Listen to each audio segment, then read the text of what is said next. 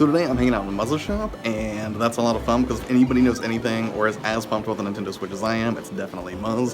And if anybody knows anything about video game accessories, well, that's also Muzz. So I thought that even though I already have 5 very particular accessories in mind, that I want to kind of get Muzz's way in and see what accessories he thought would be best for the Nintendo Switch. So that's what we're going to take a look at today. Muzz is helping customers right now, so I just have to be patient and wait, and then we can talk about the Switch.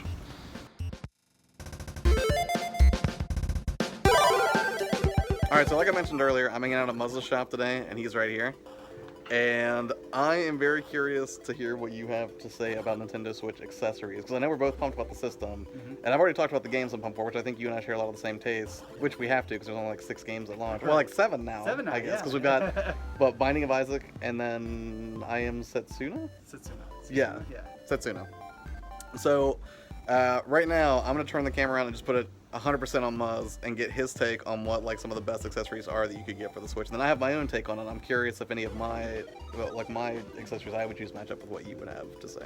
What do you think would be, first off, out of the accessories that have been announced, like which ones have kind of caught your eye, if any? I do have to have a Pro Controller. I think the Pro Controller is kind of a cool option for quote-unquote hardcore gamers who want to play the game console aspect of the Switch. The Xbox One controller to me is probably one of the best console controllers ever made. Sure. Yeah, hands down. And you're right, your thumbs just kind of rest perfectly on that offset analog. But there was something about the Wii Pro controller for the Wii U that was really spectacular. I don't know if you ever really messed with one or not. No, I didn't. But when you cradled it and your thumbs rested on those 2 raised analogs, like on the top of the controller, it was super, super comfortable. But at the same time, the Joy-Con itself slid off of the tablet piece and one in each hand. Oh, and sitting yeah. back in the chair, to me, is ideal. But I have to assume someone's already come up with a charging dock for the Joy-Cons, where you can just slide them down onto it and not have it on your console, maybe have it in the next room or whatever. So, like, let's say I have 2 Joy-Con controllers, I'm playing with them on my couch, and they die. Well, I can go over to my dock, I can slide my 2 off, slide my other 2 on, and just keep gaming. That's my big thing, and I'm sure someone's done it. If they haven't, it will be coming soon. So on day 1, if something like that's available, that's something I'll look into also.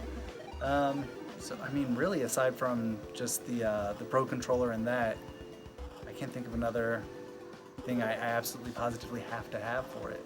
Like, it's everything I already need in the box. Everything you get with it is what I want. What's interesting is like you came at it from the angle of like the very like couch console experience. Like I came at it almost exclusively from the angle of like taking it on the go. For me, it's a console first. I don't game on the go very often. I don't do handhelds very often. It's a new experience for me to have something in my hand that I can take home and just slap right into my console.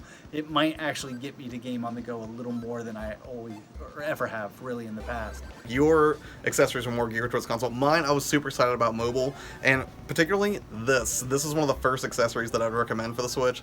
This is a basically an Anker battery pack, but what's exciting about it is it can charge through USB-C. Jason got me this as a Christmas gift so I could charge my MacBook because it charges through USB-C. So when I heard that Nintendo was not going to have a proprietary charging connection for this thing and that you could use USB-C for it, I was super excited about it because I was like, I can game forever. I'll just keep charging this thing and it's going to be fine. So if you're going to have something like that, I think it makes sense to have like a really nice braided cable, and Anker makes amazing braided cables. So if you got like a 6-foot braided USB-C cable, I think that makes sense because if you're in a place where that battery's going to die, like if you're playing at like Starbucks or someplace like I use Starbucks for everything because I'm a basic white girl, I guess. But like if I'm going to be someplace where I can just have it plugged in and keep playing, like if the battery dies, I think that's amazing. But having a backup battery too, I think is just a really good idea. Beyond having like a really solid USB-C cable and a backup battery, I do like I do like a lot of the cases that they've kind of showcased. I don't think I need like the full accessory kit because I think screen protectors are stupid and I don't use them. But I do. I mean, the games are so tiny, like almost like the size of like micro SD cards. So when you consider that, like of course you're gonna want something to keep those kind of secure. And I noticed a lot of the cases for the actual tablet piece of it seem to have like that Velcro strip, like some of the 3DS cases have, or like the Vita case have, where you can kind of like tuck SD cards and extra games in there. So I feel like that's a must-have for on the go. If you're like me and you're gonna be tossing into a backpack, like you don't want to get destroy the screen or have like an analog. So you didn't get the Legend of Zelda Special Edition? No, and that's the thing. Like everybody who was smart and got the Legend of Zelda Breath of the Wild Special edition. They actually got I the don't even- Sheikah Slate Yeah, case. I don't know what it was called. I just know I got it. Yeah, you're like, I don't care as long as I have one. So yeah, if you were super smart and you pre-ordered Breath of the Wild and you got the special edition, even like the not Master Sword having special edition, you still got that case. So now I really wish I would have gotten that.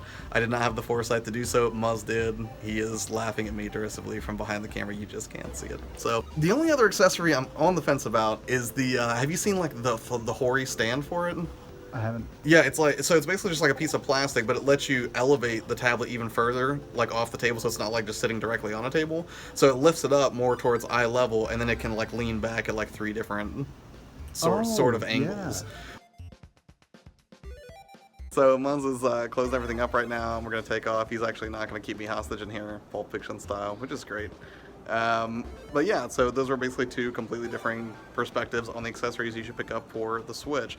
Muzz is a lot more excited about the console capabilities of the Switch. I myself am way more excited about mobile because I feel like I'm constantly on the go, whether I'm at work, or whether I'm at Starbucks working on stuff, or, you know, just out and about.